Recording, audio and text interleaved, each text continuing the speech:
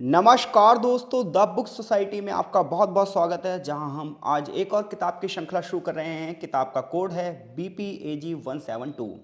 किताब का जो हमारी नाम है वो है शासन, मुद्दे और चुनौतियां। जहां इस किताब की बात करें तो टोटल यह किताब 5 यूनिट में बटी हुई है और अध्याय की बात करें तो टोटल इसमें 15 चैप्टर हैं। आज की इस क्लास में हम यूनिट नंबर 1 के फर्स्ट चैप्टर को डिस्कस करेंगे, जहां हमारे चैप्टर का नाम होगा वैश्वीकरण, राज्य, बाजार और नागरिक समाज की भूमिका। इस चैप्टर को पढ़ने के बाद जो हमें पता चलेगा वो यह पता चलेगा कि वैश्वीकरण शब्द का अर्थ क्या है, यानी कि वैश्वीकरण का अवधारणात्मक ढांचा क्या है। तो इसमें हम यही पढ़ेंगे कि वैश्वीकरण शब्द का अर्थ क्या है, अलग अलग वैज्ञानिकों ने इस शब्द की परिभाषा किस प्रकार से दी है। इसके बाद हम यह पढ़ेंगे कि वैश्वीकरण का उद्भव किस प्रकार से हुआ। उद्भव का मतलब है कि वैश्वीकरण की शुरुआत कहाँ से मानी जाए, वैश्वीकरण का उदय कहाँ से हुआ, ये घटना कहाँ से शुरू हुई। फिर हम पढ़ेंगे वैश्वीकरण के परिप्रेक्ष्य। परिप्रेक्ष्य का मतलब होता है दृष्टिकोण। तो वैश्वीकरण के 3 प्रमुख दृष्टिकोण हैं। एक है आर्थिक दृष्टिकोण, एक है राजनीतिक दृष्टिकोण और एक है सांस्कृतिक दृष्टिकोण। तो वैश्वीकरण का अर्थव्यवस्था पर क्या प्रभाव पड़ा, वैश्वीकरण का राजनीतिक व्यवस्था पर क्या प्रभाव पड़ा, वैश्वीकरण का संस्कृति पर क्या प्रभाव पड़ा है, हम ये थोड़ा सा जानने की कोशिश करेंगे। और लास्ट में हम ये देखेंगे कि वैश्वीकरण और राज्य के बीच में क्या संबंध है, वैश्वीकरण और बाजार के बीच में क्या संबंध है, और वैश्वीकरण और नागरिक समाज के बीच में क्या संबंध है। तो इस चैप्टर में हम ये चीज़ें पढ़ने जा रहे हैं। एग्जाम ओरिएंटेड बहुत ही ज़्यादा महत्वपूर्ण चैप्टर है, जिसमें से हर साल एक क्वेश्चन आता ही आता है। तो इससे पहले हम चैप्टर शुरू करें, वैश्वीकरण शब्द के अर्थ को समझ लेते हैं। तो जब आप वैश्वीकरण शब्द के अर्थ को समझते हैं तो देखो, मैंने यहाँ पर एक सिंपल सी डेफिनेशन लिख रखी है जो पूरे की पूरी चैप्टर की समरी बना देती है कि वैश्वीकरण जो शब्द का अर्थ है वो ये है कि ये व्यापार के जरिए जोड़ता हुआ एक जाल है। देखो, इंग्लिश में वैश्वीकरण को बोलते हैं ग्लोबलाइजेशन। तो ग्लोबलाइजेशन की अगर हम बात करें तो आज बड़े पैमाने पर आप देख रहे हो एक देश का दूसरे देश से जो रिलेशन है वो कैसा है, वो इकोनॉमिकल है, यानी कि आर्थिक संबंध है। हर देश दूसरे देश से अर्थव्यवस्था से जुड़ा हुआ है। बड़े पैमाने पर एक देश का दूसरे देश से व्यापार हो रहा है, चाहे संबंध कैसे भी हों। आज राजनीतिक संबंधों पर ज़्यादा जोर नहीं दिया रहा, व्यापारिक संबंधों पर ज़्यादा जोर दिया रहा है। देखो, इंडिया और चाइना की रिलेशनशिप बेकार है, बट ट्रेडिंग हो रही है। तो आज पूरी दुनिया कहीं ना कहीं व्यापार के जरिए जुड़ी हुई है। हर दुनिया में हर किसी का जो संबंध है, हर एक देश का दूसरे देश से जो संबंध है वो व्यापारिक है। आज हर देश इसी चीज़ में लगा हुआ है कि कैसे भी करके दूसरे देश से व्यापारिक गतिविधियों को बढ़ावा जाए, ट्रेडिंग को कैसे ना कैसे करके बढ़ाया दिया जाए। तो हम ये कह सकते हैं कि वैश्वीकरण क्या है, व्यापार के जरिए जोड़ता हुआ जाल। आज पूरे विश्व को जोड़ दिया है किसने, ट्रेडिंग ने, व्यापार ने। और कहीं ना कहीं आज पूरे विश्व में होने वाली हर एक घटना का जो इम्पैक्ट है वो कहीं ना कहीं विश्व के हर कोने कोने पर पड़ता है। आप देख लीजिए, रशिया यूक्रेन का युद्ध हो रहा है, लेकिन पूरे विश्व की अर्थव्यवस्था पर इसका प्रभाव पड़ रहा है। तो मैं ये कह सकता हूँ कि वैश्वीकरण क्या है, पूरे विश्व को व्यापार के जरिए जोड़ता हुआ एक जाल है। वैश्वीकरण की एक और परिभाषा दी जा सकती है कि वैश्वीकरण बिना रोक टोक एक प्रवाह है जिसमें पूंजी बड़े पैमाने पर यानी कि पैसा, वस्तु यानी कि सामान, व्यक्ति और विचार बिना रोक टोक के एक देश से दूसरे देश में आवाजाही कर रहे हैं। तो वैश्वीकरण है पूंजी, वस्तु, व्यक्ति और विचारों का मुक्त आदान प्रदान हो रहा है, इसे भी हम वैश्वीकरण ही कहेंगे। अब चलते हैं किताब की ओर कि किताब क्या कहती है। तो देखिए, सबसे पहले चैप्टर में एक प्रस्तावना दी गई है। प्रस्तावना कुल मिलाकर हमें यही बताएगी कि इस चैप्टर में हम आगे क्या पढ़ेंगे। जो चैप्टर की शुरुआत है वो यहाँ से है, वैश्वीकरण एक अवधारणात्मक ढांचा, यानी कि वैश्वीकरण से हम क्या समझें, जब वैश्वीकरण शब्द के बारे में हम सुने तो हमारे मन में कैसे विचार आए। तो देखो, जब हम वैश्वीकरण की बात करते हैं तो इसका इतिहास तो बहुत पुराना है, लेकिन जो इसे लोकप्रियता मिली है वो 21वीं सेंचुरी में मिली है। आपको पता है इस समय 21वीं शताब्दी चल रही है। तो आज बड़े पैमाने पर साइंस और टेक्नोलॉजी का विकास हुआ है, जिसकी वजह से व्यापार भी बढ़ावा मिला है। हालांकि व्यापार की जो क्रिया है वो तो हजारों साल पुरानी है, लेकिन आज के टाइम पर जो ट्रांसपोर्टेशन बढ़ा है, कम्युनिकेशन बढ़ा है, यानी कि परिवहन के साधन बढ़े हैं, संचार के साधन बढ़े हैं, तो इससे व्यापार करना आसान हो गया है। तो इसलिए आज ये सबसे ज़्यादा लोकप्रिय शब्द हो चुका है। तो 21वीं शताब्दी में वैश्वीकरण एक बहुत ही व्यापक रूप से लोकप्रिय शब्द है। अलग अलग विद्वान अलग अलग तरीके से इसकी प्रशंसा भी करते हैं और इसकी आलोचना भी करते हैं, यानी कि इसको क्रिटिसाइज भी करते हैं। वैश्वीकरण का जो इम्पैक्ट है वो हमारी इकोनॉमी पर भी पड़ता है, हमारे कल्चर पर भी पड़ता है, हमारी सोसाइटी पर भी पड़ता है, हमारी पॉलिटिक्स पर भी पड़ता है, हमारी टेक्नोलॉजी पर भी पड़ता है। यानी कि वैश्वीकरण अर्थव्यवस्था को भी प्रभावित करता है, संस्कृति को भी प्रभावित करता है, समाज को भी प्रभावित करता है, राजनीति को प्रभावित करता है। कैसे करता है आगे इस चैप्टर में आप पढ़ेंगे। कह रहा है वैश्वीकरण ने आज कहीं ना कहीं जो देशों के बीच की बाउंड्रीज है उसे कम कर दिया है, क्योंकि एक देश में होने वाली घटना का इम्पैक्ट दूसरे देश पर पड़ ही रहा है। आज वैश्वीकरण ने पूरे विश्व को जोड़ दिया है, अंतर्राष्ट्रीय चाल को तेज गति से कर दिया है। आज हम ये कह सकते हैं कि हमारे खाने पीने तक, पहनने ओढ़ने तक, इवन हमारी लैंग्वेज पर भी वैश्वीकरण का इम्पैक्ट देखा जाता है। इसे ही बोलते हैं हम संस्कृति का मैकडोनाल्डवाद। आज फास्ट फूड का चलन चल रहा है। दूसरे देशों का जो भोजन है वो हमारे लिए लोकप्रिय होता जा रहा है। दूसरे देशों के जो कपड़े हैं वो हमारे लिए लोकप्रिय होते जा रहे हैं, हमारी पसंद बनते जा रहे हैं। तो ऐसे में हम ये कह सकते हैं कहीं ना कहीं हमारे कल्चर को भी वैश्वीकरण प्रभावित कर रहा है, व्यापार प्रभावित कर रहा है। आगे बताया जा रहा है कि वैश्वीकरण की अगर हम बात करें तो इसके बारे में अलग अलग लोगों ने अलग अलग विचार दिए हैं। जैसे कि एक नाम हमारे सामने आता है हेलिनर का। तो हेलिनर ने वैश्वीकरण को दोहरी प्रक्रिया के रूप में देखा है। इन्होंने कहा ये तो ड्यूअल प्रोसेस है। वैश्वीकरण में ट्रांसपोर्टेशन यानी कि परिवहन का साधन आप समझ रहे हो, रेलगाड़ी, यातायात के साधन, ये सब क्या है? परिवहन के साधन है। इंफॉर्मेशन और टेक्नोलॉजी यानी कि संचार और सूचना के जो साधन हैं।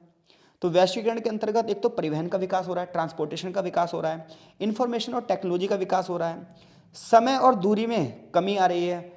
एक टाइम पे ऐसा था कि ब्रिटेन तक यात्रा करने में 4-4 महीने लग जाते थे समुद्र से। आज ये यात्रा कुछ दिनों की यात्रा रह गई है, इवन घंटों में यात्रा की जा सकती है हवाई जहाज के माध्यम से। तो कहीं ना कहीं वैश्वीकरण एक प्रोसेस है। इस प्रोसेस ने क्या करा है? ट्रांसपोर्टेशन को डेवलपमेंट करा है, इंफॉर्मेशन और टेक्नोलॉजी को डेवलपमेंट किया है इसको ने। इसके साथ साथ जो टाइम और डिस्टेंस था वो कहीं ना कहीं कम हो गया है। आज विश्व के एक हिस्से में जो कार्य हो रहे हैं, जो उसमें डिसीजन लिए जा रहे हैं, ये पूरी दुनिया को प्रभावित कर रहे हैं। और इसी को हम कहते हैं कि आज ग्लोबलाइजेशन ने पूरी दुनिया को ग्लोबल विलेज बना दिया है। जैसे गांव में होता है ना, गांव में क्या होता है? सभी लोग मिलजुल कर रहते हैं। गांव में अगर कोई भी घटना घटती है तो सब लोग मिलकर उसमें साझेदारी करते हैं। तो कहीं ना कहीं वैश्वीकरण ने आज पूरे विश्व को गांव में बदल दिया। आज विश्व में होने वाली हर एक घटना हर एक किसी को प्रभावित कर रही है। अगर विश्व में कोई इनोवेशन हुई है, कोई नई खोज हो रही है, तो उस खोज से सब लोग प्रभावित हो रहे हैं। आप कोविड में देख लो, एक देश से बीमारी शुरू हुई और पूरे देश में फैल गई, पूरी दुनिया में फैल गई। दुनिया में कोई भी एक नई खोज होती है वो पूरी दुनिया को प्रभावित कर रही है। किसकी वजह से? वैश्वीकरण की वजह से। क्योंकि हर एक देश ट्रेडिंग के माध्यम से दूसरे देश से जुड़ चुका है। हर एक देश की इकोनॉमी दूसरे देश को प्रभावित कर रही है। एक और विद्वान है ओझा जी। इन्होंने कहा है कि वैश्वीकरण ने राज्य को बहुत सारे अधिकार दिए हैं और कहीं ना कहीं राज्य की क्षमताओं में थोड़ी सी कमी आई है। देखो, राज्य की बात जब हम करते हैं तो हम सरकार की बात करते हैं। और आपसे कोई पूछे भाई सरकार के काम क्या है, तो सरकार का काम तो कल्याणकारी कार्य करना है ना, सोशल वेलफेयर स्टेट बनाना है। सोशल वेलफेयर स्टेट यानी कल्याणकारी राज्य का मतलब क्या होता है? कि एक ऐसी सरकार जो शिक्षा पर खर्च करे, स्वास्थ्य पर खर्च करे, लोगों के जीवन रक्षा करे। लेकिन आज जो वैश्वीकरण है, वैश्वीकरण ने कहीं ना कहीं सरकार के कार्यों में कमी ला दी है। आज एजुकेशन जो सेक्टर है वो प्राइवेट सेक्टर में जाता जा रहा है। आज जो हेल्थ सेक्टर वो प्राइवेट में जा रहा है धीरे धीरे करके। तो कहीं ना कहीं ग्लोबलाइजेशन ने क्या करा है कि सरकार की शक्तियों में कमी ला दी है। आज सरकार की भूमिका बदल गई है। आज सरकार की भूमिका सिर्फ लोगों को सिक्योरिटी देने की है, जबकि पहले सरकार के ही सारे काम होते थे कल्याणकारी। तो ये सब वैश्वीकरण का क्या है? प्रभाव है। अगर हम यूरोपियन कमीशन की बात करें, उन्होंने वैश्वीकरण को कैसा समझा है? तो यूरोपीय आयोग की अगर हम बात करें, यूरोपियन कमीशन की बात करें, तो यूरोपियन कमीशन ये कह रहा है, ये वैश्वीकरण की परिभाषा ये दे रहा है कि बड़े पैमाने पर व्यापार होगा। व्यापार किसका होगा? वस्तुओं और सेवाओं का, जिसमें पूंजी और प्रौद्योगिकी एक जगह से दूसरी जगह आएगी। तो देखो, व्यापार किसका होता है? किसी देश को या तो वस्तु भेजी जाती है या सेवाएं दी जाती हैं। जैसे इंजीनियर जा रहे हैं, डॉक्टर जा रहे हैं, तो ये क्या है? सेवाओं का प्रवाह है। बड़े पैमाने पर इसके लिए कैपिटल लग रही है, यानी कि पूंजी लग रही है, पैसा लग रहा है। और बड़े पैमाने पर टेक्नोलॉजी का विकास हो रहा है और टेक्नोलॉजी का प्रभाव भी बढ़ रहा है, जिसकी वजह से हर एक देश दूसरे देश पर निर्भर होते जा रहे हैं। क्योंकि कुछ देश ऐसे हैं जिनके पास ज्ञान है, विज्ञान है, वो टेक्नोलॉजी को बना रहे हैं। लेकिन दुनिया के बहुत सारे ऐसे देश हैं जिन्हें उस टेक्नोलॉजी की जरूरत तो है, लेकिन उसको बना नहीं पा रहे। तो ऐसे में वो टेक्नोलॉजी दूसरे देशों से खरीद रहे हैं। तो ऐसे में क्या है? हर एक देश दूसरे देश पर निर्भर होता जा रहा है। और यही वैश्वीकरण की विशेषता है। कुछ ऐसा ही थॉमसन ने भी कहा है। तो अगर आप यहाँ से यहाँ तक पढ़ोगे तो वैश्वीकरण की कुछ ऐसी ही परिभाषाएं मिलेंगी। अब हम बात करते हैं कि वैश्वीकरण की शुरुआत कहाँ से हुई है, वैश्वीकरण का उद्भव कहाँ से माना जाता है। तो देखो, वैश्वीकरण की शुरुआत कहाँ से हो, इसके बारे में विद्वानों में कोई आम सहमति नहीं है। यानी कि हर एक जो विद्वान है वो अलग अलग तरीके से इस चीज़ को देखते हैं। कुछ लोगों का कहना है इतिहास जितना पुराना है उतना ही व्यापार पुराना है। कुछ लोग कहते हैं नहीं, रियलिटी में जो वैश्वीकरण आया है वो सन 1400 से आया है। तो बस आपको उन लोगों के बारे में नाम लिखकर बता देने, मैं यहाँ पर दिखा देता हूँ। यहाँ पर कुछ पॉइंट्स बने यहाँ से कि कुछ लोगों का ये मानना है, कुछ विद्वानों का ये मानना है कि वैश्वीकरण की जो शुरुआत है सन 1400 से मानी जाती है। क्योंकि 15th सेंचुरी की अगर हम बात करें तो यूरोप में रेनेसा का युग शुरू हुआ था, वैश्वीकरण का रेनेसा मतलब पुनर्जागरण की शुरुआत हुई थी। मध्यकाल में जो अंधकार युग चल रहा था वैश्विक वहाँ पर यूरोप में, वो खत्म हो चुका था। तो कहीं ना कहीं यूरोप में जो ईसाई जगत था, देखो अंधकार युग का मतलब है जब भी किसी देश में धर्म बहुत तेज गति से आगे बढ़ता है तो हम ये कहते हैं कि वो देश अंधकार युग में जा रहा है, क्योंकि जहाँ पर धर्म आगे बढ़ता है वहाँ पर साइंस पीछे हट जाती है और जो डेवलपमेंट होती है वो साइंस से होती है। रिलीजन में इंसान अंधविश्वासों में फंस जाता है। तो यूरोप भी क्या हुआ था, ईसाई धर्म के अंधविश्वासों में फंस चुका था 4वीं शताब्दी से लेकर 14वीं शताब्दी तक। लेकिन 14th सेंचुरी में क्या हुआ, यूरोप में ईसाई जगत में क्या हुई, समाप्ति हो गई, धर्म का दबदबा कम हो गया, लोगों के अंदर देशभक्ति की भावना आ गई, लोग ने डेवलपमेंट को बढ़ावा देना शुरू कर दिया और बड़े पैमाने पर साइंस और टेक्नोलॉजी की बात की जाने लगी। तो इसलिए लोग कहते हैं कि कहीं ना कहीं यूरोप में सन 1400 के बाद वैश्वीकरण की शुरुआत होती है। सन 1700 में मशीनरी का निर्माण धीरे धीरे करके शुरू हो जाता है, नवनिर्माण हो रहा है बड़े पैमाने पर, मशीनरी बन रही है, कारखानों में काम होना शुरू हो रहा है, ब्रिटेन में औद्योगिक क्रांति आती है। 1875 से लेकर 1900 बीच में वैश्वीकरण अपने पहले पैमाने पर है और फिर आगे चलकर इस तरीके से धीरे धीरे करके वैश्वीकरण आगे बढ़ गया और आज के टाइम पर वैश्वीकरण अपनी सबसे सर्वोच्च अवस्था में है। पहले वैश्वीकरण का दौर इतना आगे इसलिए नहीं बढ़ पाया क्योंकि फर्स्ट वर्ल्ड वॉर हुआ, सेकंड वर्ल्ड वॉर हुआ और जब भी युद्ध होगा तो अर्थव्यवस्था को सबसे ज़्यादा नुकसान पहुंचेगा ही पहुंचेगा। और हम सभी को पता है 1950 से लेकर 1990 तक कोल्ड वॉर चला, अमेरिका और सोवियत संघ के बीच में तनाव चला। लेकिन जब 1991 में सोवियत संघ खत्म हो गया तो बहुत सारे संगठन आए जिसके बारे में यहाँ चर्चा की जाएगी और इन संगठनों के बाद ही आज वैश्वीकरण बड़े पैमाने पर फैल पाया है। तो वैश्वीकरण की शुरुआत अलग अलग लोग अलग अलग तरीके से बता रहे हैं, ये बात आपको अगले चैप्टर में और अच्छे समझ में आएगी, यहाँ पर बहुत शॉर्ट में बताया गया है। अब हम बात करते हैं वैश्वीकरण का प्रभाव क्या पड़ रहा है। क्वेश्चन यहीं से आएगा पेपर में कि वैश्वीकरण के पर्सपेक्टिव बताओ, ग्लोबलाइजेशन के इकोनॉमिकल पर्सपेक्टिव बताओ, सोशल पर्सपेक्टिव बताओ, कल्चरल पर्सपेक्टिव बताओ। तो हम यहाँ पर वैश्वीकरण के परिप्रेक्ष्य का मतलब क्या होता है, दृष्टिकोण, जिसे इंग्लिश में क्या बोलते हैं, पर्सपेक्टिव। तो वैश्वीकरण का हमारी इकोनॉमी पर क्या इंपैक्ट पड़ा है, किसी भी देश की इकोनॉमी पर क्या इंपैक्ट पड़ा है। तो देखो, जिस देश का व्यापार जितना ज़्यादा हो रहा है उस देश की इकोनॉमी उतनी ही ज़्यादा मजबूत होती जा रही है। आखिर हमें वैश्वीकरण की जरूरत क्यों है, पहले हम ये बात करते हैं, यानी कि व्यापार करने की जरूरत ही क्यों किसी देश को। देखो, वैश्वीकरण की जरूरत हमें इसलिए है क्योंकि हर एक देश अपने आप में आत्मनिर्भर नहीं है। किसी देश के पास लोहा ही लोहा है, किसी देश के पास कोयला ही कोयला है, कोई चाय की खेती कर रहा है, कोई गेहूं की खेती कर रहा है, कोई चावल की खेती कर रहा है और कोई इन सब चीज़ों से अलग सामान बना रहा है। लेकिन ये सारे जो रिसोर्सेज हैं वो हर देश के पास नहीं है। तो जो रॉ मटेरियल होता है वो हर देश के पास पूरे नहीं है। तो किसी देश को रॉ मटेरियल की जरूरत है, किसी को टेक्नोलॉजी की जरूरत है। तो ये जब भी हो सकता है जब हर एक देश दूसरे से क्या करे, संबंध बनाए। तो पहले इसी के लिए लड़ाइयाँ होती थी, फर्स्ट वर्ल्ड वॉर हुआ, सेकंड वर्ल्ड वॉर हुआ, उससे पहले बड़े पैमाने पर देशों को गुलाम बनाया गया ताकि उनके रिसोर्सेज कब्जे कर लिए जाएं। लेकिन आज के टाइम पर क्या होता है, हर एक देश ना सामान खरीदने की बात करता है, ना कि गुलाम बनाने की। इसलिए आज के टाइम पे ट्रेडिंग को बहुत ज़्यादा बढ़ावा मिला है। तो हमें वैश्वीकरण की जरूरत इसलिए है क्योंकि हमारे को जरूरत हर चीज़ की है, बट हमारे पास रिसोर्सेज सारे नहीं हैं। ये रिसोर्सेज हर किसी के पास अलग अलग मात्रा में हैं। जैसे जब हम खाड़ी के देशों की बात करते हैं उनके पास पेट्रोलियम है, बट और चीज़ों की कमी है उनके यहाँ, तो पूरे विश्व को पेट्रोलियम का एक्सपोर्ट करते हैं। तो हमें वैश्वीकरण की ज़रूरत इसीलिए है मेरे भाई, क्योंकि हमारी नीड तो हर चीज़ की है बट हमारे पास रिसोर्सेज सारे नहीं हैं। तो अब इसका इकोनॉमी पर क्या इम्पैक्ट पड़ता है। तो जब हम इकोनॉमी की बात करते हैं तो आज के टाइम पर वैश्वीकरण में सबसे ज़्यादा जो हो रहा है, इंफॉर्मेशन और टेक्नोलॉजी का डेवलपमेंट हो रहा है। इससे क्या हुआ, पूरी दुनिया इंफॉर्मेशन और टेक्नोलॉजी के माध्यम से जुड़ गई है। आप भी हमसे इंटरनेट के माध्यम से जुड़ पाए हैं। इससे क्या हो गया है, सीमा पार व्यापार करना बहुत ज़्यादा आसान हो चुका है, जिसकी वजह से व्यापार बहुत ज़्यादा बढ़ा है। पहले क्या होता था, सामान एक देश से दूसरे देश में ले जाया जाता था। आज के टाइम पर क्या है, बड़े पैमाने पर लोग घर बैठे ऑर्डर कर सकते हैं, बड़े पैमाने पर इंपोर्ट एक्सपोर्ट किया जा रहा है। तो कहीं ना कहीं ट्रांसपोर्टेशन की वजह से ही हो पाया है। तो अगर हम बात करें वैश्वीकरण ने इकोनॉमी को कैसे बढ़ावा दिया, तो आज ट्रांसपोर्टेशन का डेवलपमेंट हुआ, साइंस एंड टेक्नोलॉजी का डेवलपमेंट हुआ, इंफॉर्मेशन एंड टेक्नोलॉजी का डेवलपमेंट हुआ। इससे हर देश की इकोनॉमी कहीं ना कहीं डेवलप हुई है। परिणाम ये हुआ कि जो टेक्नोलॉजिकल इनोवेशन हुए हैं, तकनीकी परिवर्तन हुए हैं, इन्होंने यूरोप, एशिया, हर जगह चीज़ों को प्रभावित की है। वैश्वीकरण में आज हर एक राज्य सीमाओं के इस पार भी, सीमाओं के उस पार भी, यानी कि बाउंड्री के इस पार भी, बाउंड्री के इस पार भी, हर तरीके से कंट्रोल हो रहा है। आज पूरे विश्व में पूंजीपतियों का संचालन हो रहा है। बड़े बड़े संगठन बनाए जा रहे हैं, General Agreement on Trade and Tariff, World Trade Organization का नाम आपने सुना होगा। ये सब पूरे विश्व की अर्थव्यवस्था को प्रभावित कर रहे हैं। आज पूरा का पूरा जो समाज है वो एक नेटवर्क समाज हो गया है, चैन सिस्टम से एक दूसरे से जुड़ गया है, जिसे हम नेटवर्किंग मार्केटिंग भी कहते हैं, नेटवर्क मार्केटिंग भी कहते हैं। अब हम बात करते हैं कि वैश्वीकरण का हमारे समाज पर, हमारे कल्चर पर क्या प्रभाव पड़ा है।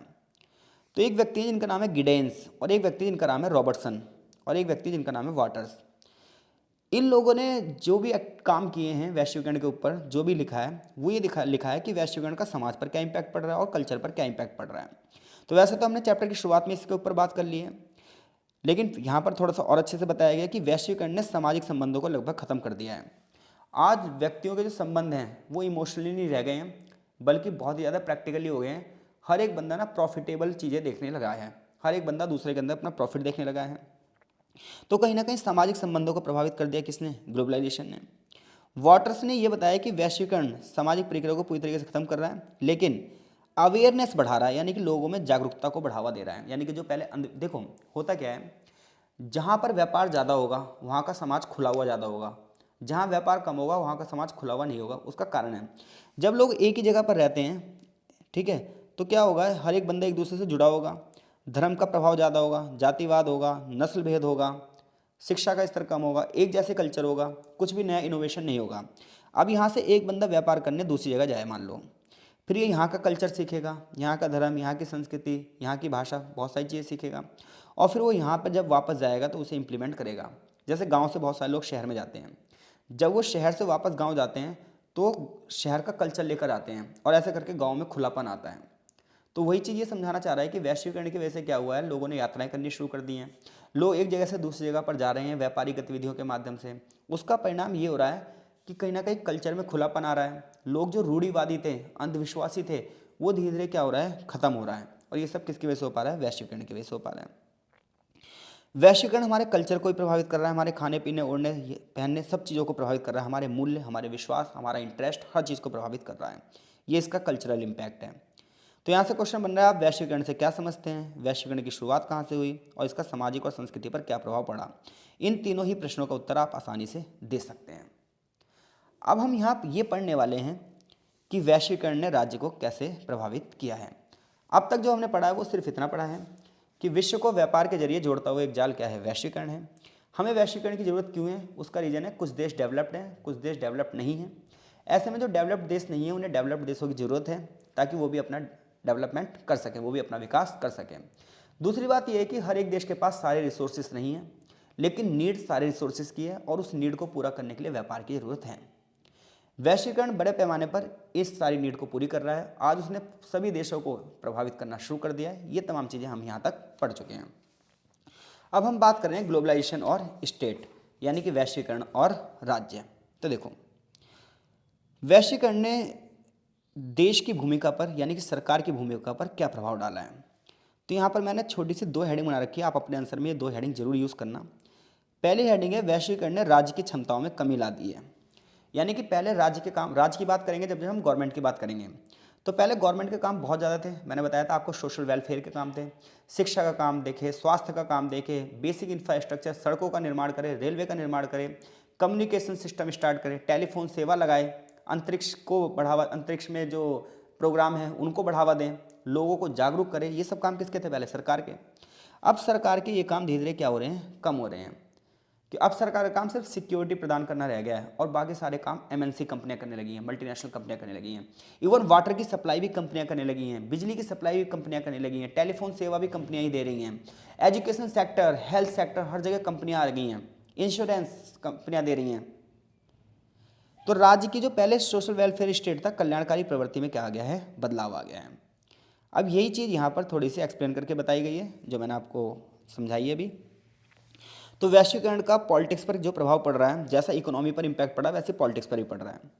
आज जितने भी देश हैं, जितने भी देशों की सरकारें हैं, जितने भी प्राइवेट निगम हैं, जितने भी इंटरनेशनल ऑर्गेनाइजेशन हैं, ये सब वैश्वीकरण से प्रभावित हैं। आज फेमिनिस्ट वाले विचारधारी आ रहे हैं, यानी कि महिलाओं के अधिकारों की बात हो रही है, ये भी वैश्वीकरण है, वैश्वीकरण की वजह से है। आज जो महिलाओं के अधिकारों की बात हो रही है, एक देश से दूसरे देश में हर जगह क्रांति पहुंच रही है, ये वैश्वीकरण की वजह से हो पाया है, क्योंकि वैश्वीकरण कहीं ना कहीं विचारों को खुलापन दे रहा है। जैसे कि एक व्यक्ति जिनका नाम है मैक मिशल ने जो स्टडी करी, अध्ययन किया, उन्होंने बताया कि राज्य में बहुत सारी एजेंसियां होती हैं, बहुत सारी फर्म होती हैं, विश्व के स्तर पर बहुत सारे व्यापारिक समझौते होते हैं, और ऐसे पहले बहुत सारी बाधाएं होती थी। लेकिन अब ये सारी बाधाएं लगभग खत्म हो रही हैं। लेकिन जो छोटे छोटे देश हैं ये कहीं ना कहीं प्रभावित हो रहे हैं। देखो मैं बता रहा हूँ, अगर अमेरिका कोई डिसीजन ले रहा है, रशिया कोई डिसीजन ले रहा है, ब्रिटेन कोई डिसीजन ले रहा है, फ्रांस कोई डिसीजन ले रहा है, जर्मनी कोई डिसीजन ले रहा है, जापान कोई डिसीजन ले रहा है, तो ये खुले तौर पर डिसीजन ले रहे हैं। लेकिन जो अफ्रीका की कंट्रियाँ हैं, एशिया की कंट्रियाँ हैं, साउथ अमेरिका की कंट्रियाँ हैं, इनके ऊपर दबाव बनाया जाता है कि वो ऐसा करें, वो उनके हिसाब से चलें। ये वैश्वीकरण का निगेटिव इम्पैक्ट है किसके ऊपर? स्टेट के ऊपर। तो ग्लोबलाइजेशन का स्टेट के ऊपर निगेटिव इम्पैक्ट ये है कि जो डेवलप्ड कंट्रियाँ हैं, विकसित कंट्रियाँ हैं, अमेरिका, चीन जैसे जो देश हैं, ये छोटे देशों को ऊपर दबाव बनाते हैं, वहाँ पर डेवलपमेंट के नाम पर उन्हें कर्ज जाल में फंसाते हैं। ऐसे में छोटे देशों को बहुत सारी बाधाओं का सामना करना पड़ता है, जिसकी वजह से अमीर देश अमीर होते जाते हैं और गरीब देश गरीब होते जाते हैं। वैश्वीकरण का प्रभाव राज्य की भूमिका को घटाने में देखा गया है। मैंने आपको बताया, जो पहले सरकार के काम थे वो काम अब कौन करता जा रहा है? बाजार करता जा रहा है। यहाँ से यहाँ तक यही चीज़ें बताई गई हैं जो मैंने आपको ऑलरेडी पहले ही समझा दी हैं। वैश्वीकरण के बारे में स्टडी जो करी है भादुरी और नैयर ने, तो भादुरी और नैयर ने कहा है कि वैश्वीकरण 3 तरीके से हमारे मामले में इंटरफेयर करता है, यानी कि हमारे मतलब स्टेट के मामले में इंटरफेयर करता है। सबसे पहले फंक्शनल करता है, यानी कार्यात्मक हस्तक्षेप करता है। कार्यात्मक हस्तक्षेप का मतलब ये है कि जब बाजार विफल हो जाता है, यानी कि मार्केट जब असफल हो जाती है, तब ना सरकार आती है और मार्केट में, यानी कि जब मंदी आ जाती है, कारखाने नहीं होते हैं, डिमांड बिल्कुल जीरो हो जाती है, तो ऐसे में बाजार अपने हाथ में सारी शक्ति ले लेता है। संस्थागत हस्तक्षेप का मतलब ये है कि बाजार के लिए जो नियम निर्धारित करता है वो सरकार करती है, यानी कि सरकार बाजार के मामले में 3 तरीके से इंटरफेयर करता है। तो सरकार बाजार के मामले में पहले कब एंट्री मारता है? जब बाजार असफल हो जाता है, बाजार व्यापार करने में सक्सेसफुल नहीं हो पाता है, मंदी आ जाती है, डिमांड का स्तर बिल्कुल नीचे गिर जाता है, तो सरकार अपने कुछ प्रयास करती है ताकि फिर से डिमांड और सप्लाई की चैन शुरू हो सके। संस्थागत हस्तक्षेप का मतलब ये है कि व्यापार के लिए कुछ नियम होने चाहिए, कुछ कायदे होने चाहिए, ताकि कंपटीशन बराबर का बना रहे। वो नियम कानून कौन बनाएगा? सरकार बनाएगी। तीसरा रणनीतिक हस्तक्षेप, यानी कि बाजार का मार्गदर्शन भी कौन करेगा? सरकार करेगी, ताकि बाजार सही से चल सके। तो इस तरीके से व्यापारिक मामले में सरकार की जो क्षमताएं हैं वो सीमित हो चुकी हैं। तो राज्य की भूमिका तो होनी ही होनी चाहिए। अगर राज्य की भूमिका नहीं होगी, सरकार इंटरफेयर नहीं करेगी, सरकार हस्तक्षेप नहीं करेगी, तो व्यवस्था सही से नहीं चल पाएगी। अब बात ये आती है कि वैश्वीकरण ने मार्केट को कैसे प्रभावित किया है। तो देखो, वैश्वीकरण ने मार्केट को कैसे प्रभावित किया है। तो देखो, पहले मार्केट कैसे लगती थी, पहले बाजार कैसे लगती थी? स्थानीय स्तर पर लोकल मार्केट लगती थी, लोग जाते थे अपना सामान लेकर आ जाते थे। आज बाजार को ना मल्टी डायमेंशनल बना दिया वैश्वीकरण ने। बड़े पैमाने पर छोटी से छोटी सेवा से लेकर बड़ी से बड़ी सेवा आपको एक ही प्लेटफॉर्म पर मिल जाएगी। तो वैश्वीकरण ने बाजार के लिए जगह और कार्यक्षेत्र दोनों को बढ़ा दिया है, यानी कि आज बड़े बड़े मॉलों ने जगह ले ली है, बड़ी बड़ी एमएनसी कंपनियों ने जगह ले लिया। आज एक देश की कंपनी बहुत सारे देशों में जाकर व्यापार कर रही है। तो ऐसे में कहीं ना कहीं बाजार का क्षेत्र बढ़ चुका है। सरकार की भूमिका कम हुई है और बाजार का क्षेत्र बढ़ गया है। जो काम पहले सरकार कर रही थी वो काम अब बाजार कर रहा है। कह रहा, आज पूरे विश्व भर के बाजारों को एक कर दिया है किसने? वैश्वीकरण ने। विश्व के बाजार को गति दी है किसने? वैश्वीकरण ने। डिमांड और सप्लाई, यानी कि मांग और पूर्ति के नियमों को बढ़ावा दिया है, कंपटीशन पैदा कर दिया है। आज हर एक बंदा अमीर होने का सपना देख सकता है, बशर्ते उसके अंदर बिजनेस स्किल्स हो। पहले बिजनेस करना इतना आसान नहीं था, मोस्टली बिजनेस गवर्नमेंट करती थी, मोस्टली क्षेत्र गवर्नमेंट के पास थे। लेकिन वैश्वीकरण ने कहा कि नहीं, लोगों को लिबर्टी होनी चाहिए, जिसके अंदर क्षमता है उसे अपनी क्षमता दिखाने का मौका मिलना चाहिए। तो सरकार की भूमिका तो कम कर दी, लेकिन लोगों की भूमिका बढ़ गई, बाजार की भूमिका बढ़ गई। मानव की इच्छाओं को संतुष्ट अब बाजार ही कर सकता है, सरकार नहीं। कह रहा, बाजार द्वारा सरकार के विश्वास पर कथन कर दिया कि सरकार की तुलना में जो बाजार है ये मनुष्य की इच्छाओं को, मनुष्य की आकांक्षाओं को संतुष्ट कर सकता है। क्यों? क्योंकि जो प्राइवेट कंपनियां नया नया इनोवेशन करती रहेंगी, नई नई टेक्नोलॉजी का विकास करती रहेंगी, जो मनुष्य की इच्छाएं उन्हें पूरी करेंगी, मनुष्य की जो डिमांड है उसे पूरी करने की बात की जाएगी और मनुष्य की डिमांड को लगातार बढ़ाया जाएगा। क्योंकि देखो, गवर्नमेंट सेक्टर जो है वो इनोवेटिव नहीं होता, लेकिन प्राइवेट सेक्टर क्या होता है? इनोवेटिव होता है। वो लगातार ग्राहकों को अपने से बांधे रखने के लिए कोशिश करते हैं। और गवर्नमेंट में क्या होता है? ग्राहक आए ना आए क्या दिक्कत। तो इसलिए ना बाजार की भूमिका बढ़ती जा रही है। आज बाजार विश्व बाजार से जुड़ चुका है। अर्थव्यवस्था और वित्त व्यवस्थाएं पूरे विश्व में एक साथ जुड़ चुकी हैं। बड़े पैमाने पर उदारीकरण हो रहा है। तो यहां से यहां तक ये चीजें पड़ी हैं। तो वैश्वीकरण का परिणाम ये है कि बाजार अर्थव्यवस्था में व्यक्तियों को खरीदने बेचने के लिए, इन्वेस्टमेंट करने के लिए अब स्वतंत्रता ज़्यादा है। आप शेयर मार्केट में पैसा लगाओ, आप इन्वेस्टमेंट करो, आप अपना बिजनेस शुरू करो, कोई दिक्कत नहीं है। आज बंदा क्या है, रिस्क लेने की क्षमता लोगों में बढ़ गई है, इन्वेस्टमेंट के नए नए अवसर मिल गए हैं, इंटरनेशनल मार्केट में वस्तुएं और सेवाएं नई नई तरीके की मिल रही हैं, और लोगों की इनकम भी बढ़ रही है, और लोगों को नौकरी के अवसर भी बढ़ रहे हैं प्राइवेट सेक्टर में। और सबसे बड़ी बात यह है कि टेक्नोलॉजिकल जो नॉलेज है वो भी लोगों की बढ़ती जा रही है। वैश्वीकरण ने हमारे को कैसे प्रभावित करा है, यानी कि नागरिकों को कैसे प्रभावित करा है, उसकी सोसाइटी को कैसे प्रभावित करा है। तो देखो, हमारे जीवन का हर पहलू किससे जुड़ा है, चाहे वो आर्थिक हो, राजनीतिक हो, सांस्कृतिक हो, पर्यावरण हो, हर चीज़ को प्रभावित करा है वैश्वीकरण ने। अब देखो, अर्थव्यवस्था को कैसे प्रभावित किया है, प्राइवेट सेक्टर की वजह से नौकरियों के अवसर बढ़े हैं, अर्थव्यवस्था को प्रभावित कर दिया। राजनीति को कैसे प्रभावित कर रहा है, राजनीति का क्षेत्र कमजोर हो गया है, राजनीति वाले काम अब बाजार करने लगा है। कल्चर को कैसे प्रभावित कर दिया, आज पूरे विश्व का कल्चर, वेस्टर्न कल्चर हर देशों में देखने को मिल रहा है। पर्यावरण में प्रदूषण फैलेगा, इससे पर्यावरण को प्रभावित कर देगा। आज जो बहुराष्ट्रीय निगम है, यानी कि जो एमएनसी कंपनियां हैं, मल्टीनेशनल कंपनियां हैं, इन्होंने पूरे विश्व को अपनी पकड़ में लगा लिया है, बड़े पैमाने पर इन्वेस्टमेंट की जा रही है। आज वास्तविक जो पावर है वो कहीं ना कहीं उद्योगपतियों के पास चली गई है, लेकिन इसका निगेटिव परिणाम बड़ा गंदा है। इसने कहीं ना कहीं अमीरों को अमीर बना दिया है और गरीब को और ज़्यादा गरीब बना दिया है। पृथ्वी, वायु, हवा, हर जगह प्रदूषण है, ग्लोबल वार्मिंग हो रही है, ये कहीं ना कहीं वैश्वीकरण की वजह से है। क्योंकि नए नए इनोवेशन हुए, हमारी ज़िंदगी थोड़ी सी आसान हो गई, मशीनों का यूज़ हमने ज़्यादा करने शुरू कर दिया, लेकिन उसका प्रभाव क्या पड़ा, उसका प्रभाव निगेटिव ये पड़ा कि कहीं ना कहीं हमारा जो इन्वायरमेंट है वो हमने खो दिया। विकास की एक कीमत पर्यावरण को नुकसान पहुँचाती है।